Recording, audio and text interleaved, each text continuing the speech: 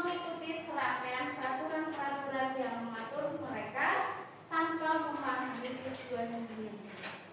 Ya, mungkin peraturan di dalam dunia kita itu harus ada, tetapi ketika peraturan itu kita buat, kita sepakati bersama, itu kita ubah menjadi keyakinan. Nanti ada caranya di selanjutnya. Jadi nanti akan muncul motivasi instruksi setiap individu tersebut. Jadi awal pemaksaan mungkin nanti selanjutnya digali motivasi dalam diri masing-masing. Digali tentang jadi dia sadar sendiri. Oh, ini saya penting melakukan ini. Tadi misalnya pakai helm. Ini untuk keselamatan saya, bukan hanya karena takut ditilang seperti itu. Pembentukan keyakinan sekolah atau kelas. Ya, keyakinan kelas bersifat lebih abstrak daripada peraturan yang lebih rinci dan konkret. Ya, contoh kita beriman kepada Allah itu kalau secara nyata itu mungkin tidak terlihat. Ya, misalnya ketika kita lagi puasa kan tidak terlihat di rumah bisa kita makan minum, tapi kalau kita sudah punya keyakinan pasti tidak akan melanggar peraturan tersebut. Itu contoh di dalam agama. Keyakinan kelas berupa pernyataan-pernyataan universal. Pernyataan keyakinan kelas senantiasa dibuat dalam bentuk positif, tidak boleh bentuk kalimat negatif. Contoh tidak masuk kelas, tidak boleh datang terlambat. Itu salah satunya kalimat negatif. Jadi tidak menggunakan kalimat negatif, harus menggunakan positif. Hanya masuk tepat waktu. Keyakinan kelas hendaknya tidak terlalu banyak, sehingga mudah diingat dan dipahami oleh semua warga kelas. Satu kelas itu misalkan ada 36 siswa, jadi semuanya bisa memahami. Ada yang misalkan dari EQ yang sedang, rendah atau yang tinggi, itu semuanya bisa memahami. Keyakinan kelas sebaiknya sesuatu yang dapat diterapkan di lingkungan tersebut. Intinya yang mudah anak itu diterapkan dan bermanfaat untuk pembelajaran di kelas kita nanti. Semua warga kelas hendaknya ikut berkontribusi dalam pembuatan keyakinan kelas lewat kegiatan curah pendapat. Jadi setiap siswa usahakan semuanya dikasih kertas ya, kecil ya. Nah itu nanti dikasih kamu ingin keyakinannya apa. Nanti kita gabungkan dijadikan satu. Bersedia meninjau kembali keyakinan kelas dari waktu ke waktu. Misalkan semester 1 keyakinan kelasnya seperti ini, kita koreksi nanti semester 2 atau mungkin tahun ajaran selanjutnya kita koreksi. Oh ini kurang tepat, oh ini kurang bagus, ini kurang bermanfaat. Selalu ada koreksi dari waktu ke waktu. Tugas mandiri. Nah di sini misalkan ya, lihatlah tabel di bawah ini dan tuliskan nilai kebajikan yang dituju dari peraturan yang tercantum di kolom sisi kiri. Masih ingat bahwa nilai-nilai kebajikan universal merupakan nilai-nilai lintas budaya, bahasa, suku bangsa maupun agama. Nah ini yang namanya nilai-nilai kebajikan. Ini ada keadilan, kehormatan, peduli, integritas, kejujuran, pelayanan, keamanan, kesabaran, tanggung jawab, mandiri, berprinsip, keselamatan, kesehatan, dan masih banyak yang lain-lainnya. Peraturan-peraturan yang tercantum di sisi kiri tidak terbatas pada peraturan yang dipenuhi di kelas atau sekolah. Namun, peraturan yang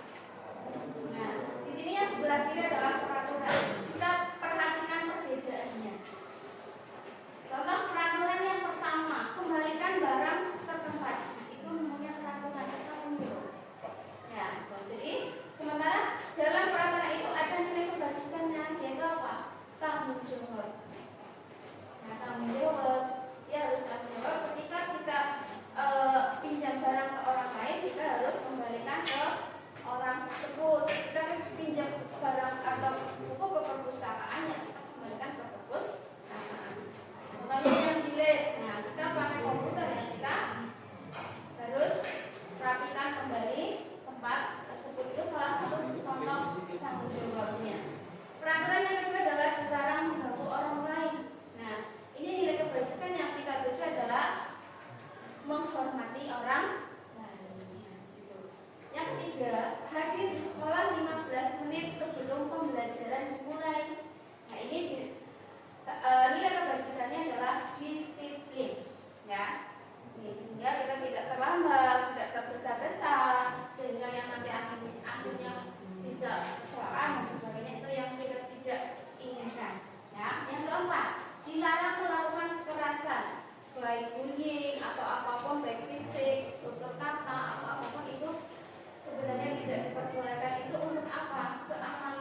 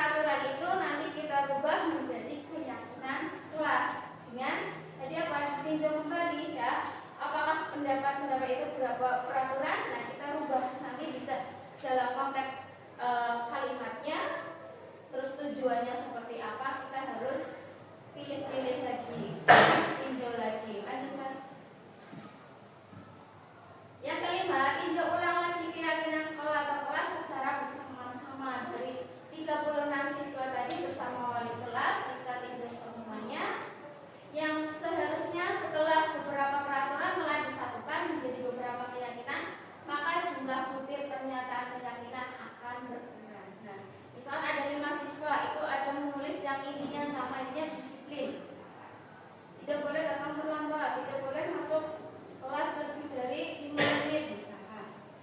Itu intinya disiplin datang tepat waktu misalkan dan sebagainya. Masih banyak contoh yang lain. Sebaiknya keyakinan sekolah atau kelas tidak terlalu banyak, jadi sehingga mudah dipahami, mudah dihafal sama siswa-siswa kita. Bisa sekitar antara 3 sampai 7 prinsip atau keyakinan yang disepakati. Bila mana terlalu banyak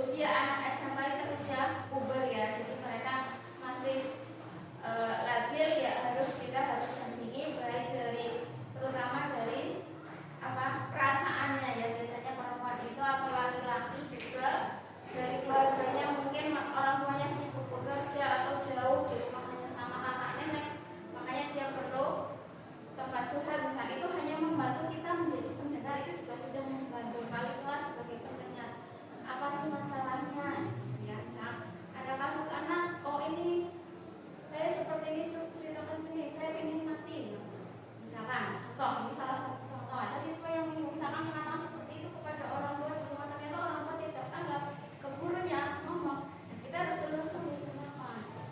Itu salah satu kita membantu siswa, tidak hanya kita transfer ilmu akademis saja, kalau bisa membantu baik non akademik. Ini salah satu atau dua ini keyakinan kelas, salah satu ya kelas 5. Kegiatan-kegiatan pendalaman keyakinan kelas. Nah ini contohnya adalah tadi nilai kebajikannya adalah hormat. Yang sebelah kiri Bapak Ibu adalah tampak seperti, contohnya datang tepat waktu. Nah ini contohnya tampak seperti itu adalah kalimat positifnya. Yang tidak tampak seperti sering hadir terlambat, itu berarti negatifnya. Yang kedua adalah menyapa teman dan guru di setiap hari. Nah ini 5S itu ya, ini kalimat positifnya dari penerapan 5S itu bisa kita terapkan dengan menyapa teman dan guru setiap hari. Tak acuh ya, misalnya acuh kepada guru dan temannya. Mengembalikan barang teman yang telah dipinjam dan mengucapkan terima kasih, yaitu kalimat positifnya. Apa keyakinan kelas yang positif?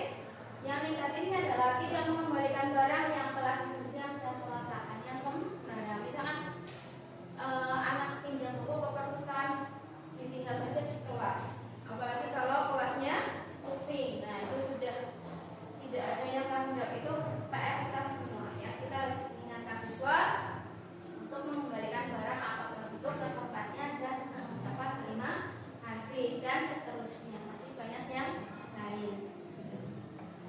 Nah, yang selanjutnya adalah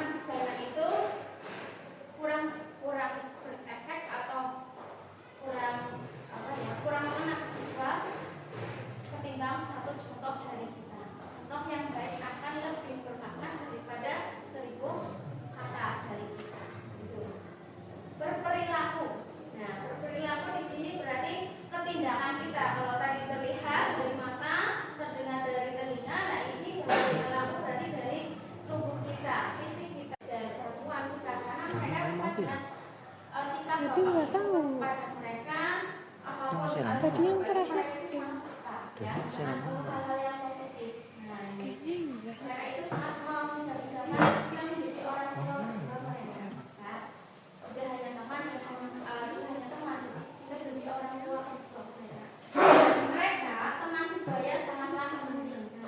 Kita sebagai teman, mereka juga karena usia SMA, SMA itu kan usia remaja yang sangat butuh arahan untuk kehidupan kita semua.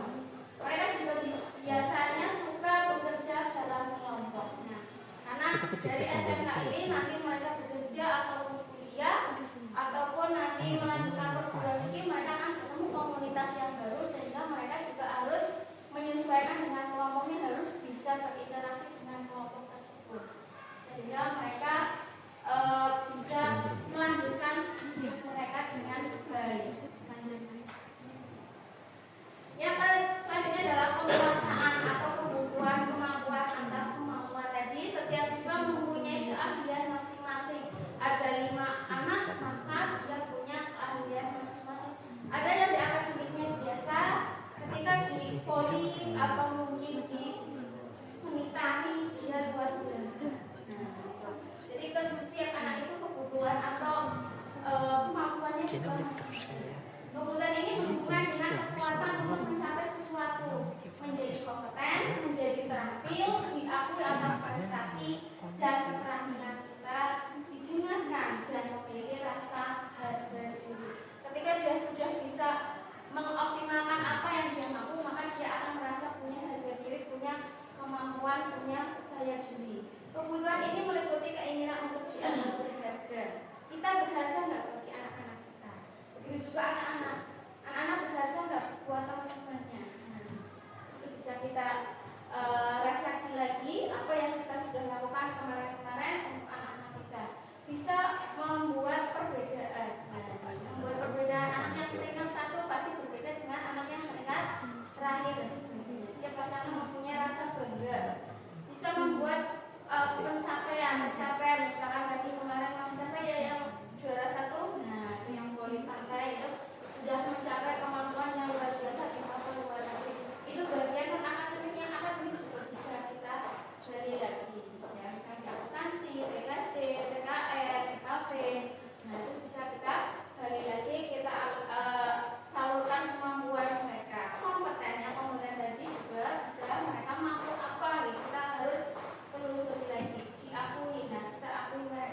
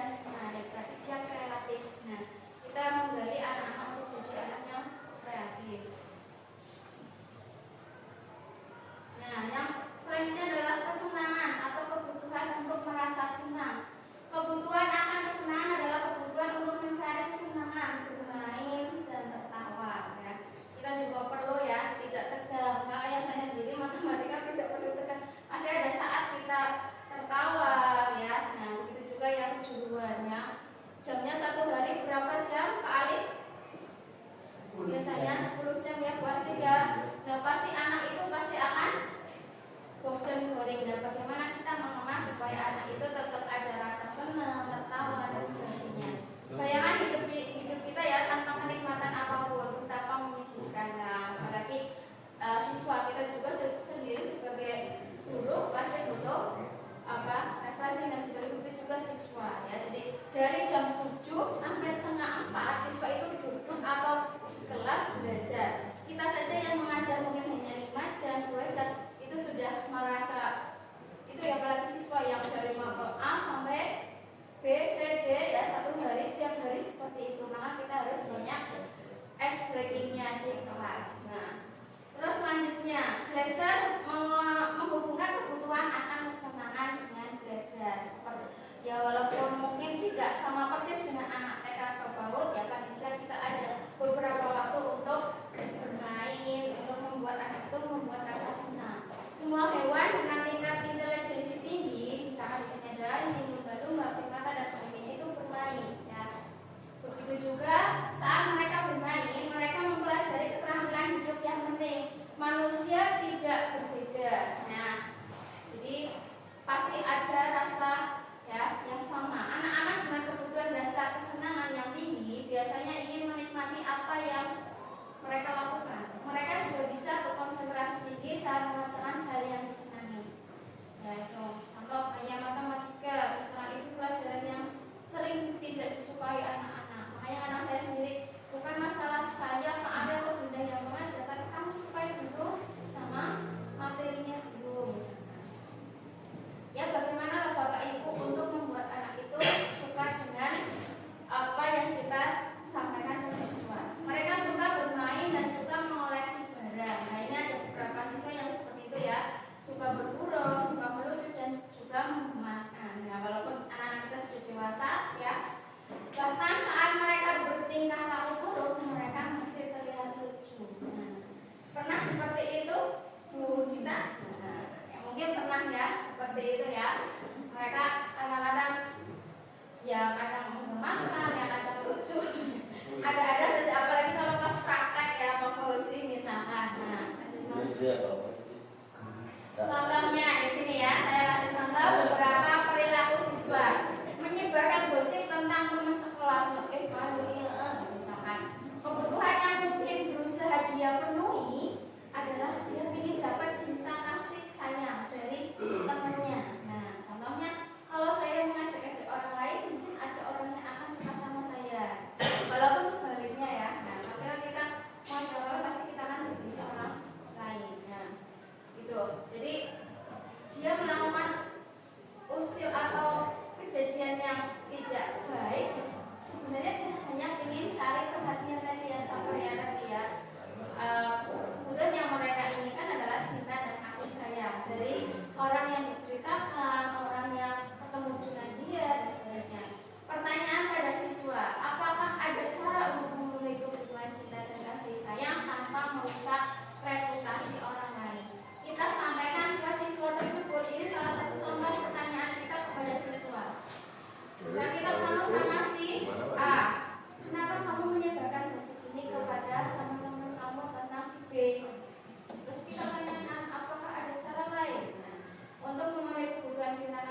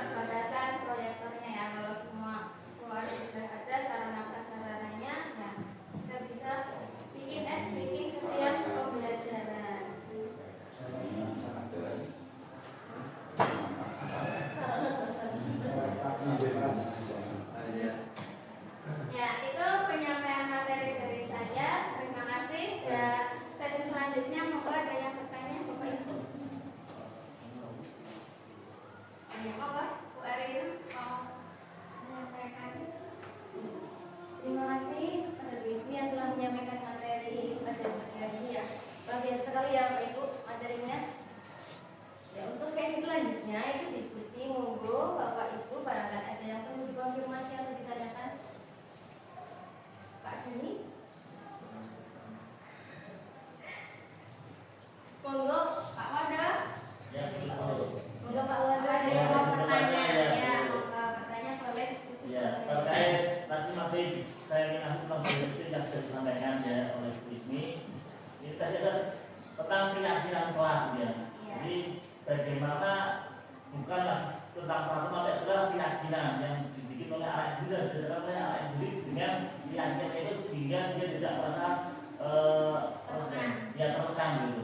Nah, yang saya kan bu kendala dulu, kendala apa perhambatan yang terjadi dalam pendidikan kelas bu selama membuat kayak itu seperti apa kendalanya yang ada gitu.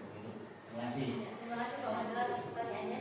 Di sini mau langsung pertanyaan kedua Pak, jawabnya kan berdua yang silakan dibuka sesi tanya jawab yang kedua. Pak Juni, Kita batasi ya 2 sesi saja ya Bapak Ibu. Nanti setelah ini juga ada refleksi tempat balik. izin bertanya. Monggo Pak Farid. Oke, terima kasih atas waktunya, materinya cukup bagus sekali. Tadi di sesi terakhir itu materi tentang kebutuhan dasar anak atau manusia ya. Pada dasarnya kan kita selaku manusia atau anak itu punya kebutuhan dasar. Bagaimana? Kenapa manusia itu harus memiliki kebutuhannya yang harus dipenuhi dan berbagai alternatif apa namanya memilih. Terima kasih Dok Farid atas pertanyaannya. Monggo Bu Ismi langsung dijawab saja ya. Oke, terima kasih Pak Farid dan Pak Wondo atas pertanyaannya. Untuk pertanyaannya Pak Wondo tadi adalah bagaimana kendala-kendala yang dihadapi ketika kita merubah peraturan kelas menjadi keyakinan kelas. Itu adalah kendalanya untuk meyakinkan keyakinan siswa dari instruksinya atau dari dalam siswa tersebut. Kita harus bisa membuat siswa itu sadar diri atau mungkin motivasi dari dalam instruksinya kita bangun atau kita gugah ya. Itu kendalanya cara menggugah mereka itu kita harus bisa dengan kalimat-kalimat yang halus, dengan perkataan-perkataan yang bagus, yang positif yang tadi ya kita membuat bertanya pun atau mengoreksi kesalahan dari siswa itu kita harus dengan kalimat-kalimat yang positif ya, tidak boleh dengan kalimat yang negatif atau dengan cara menyalahkan ya. Misalkan ya kalau saya jadi kamu pasti saya akan melakukan hal yang sama ya, mungkin saya marah dengan teman ketika teman kamu menyontek pekerjaan kamu, itu salah satu kalimat untuk siswa kita untuk apa namanya membuat apa ternyata dia salah cuma tidak menyalahkan 100%, tidak langsung bentak dan sebagainya dengan kalimat yang halus dan yang halus ya. Dan bagaimana kamu mau mengubah apa yang kamu langgar tadi, keyakinan yang kamu langgar, dan kamu harus merubah itu supaya tidak merugikan orang lain. Ya Bu, misalkan saya tidak akan berbuat seperti itu lagi, saya akan berusaha untuk lebih sabar, misalkan itu yang contoh, atau misalkan yang terlambat tadi misalkan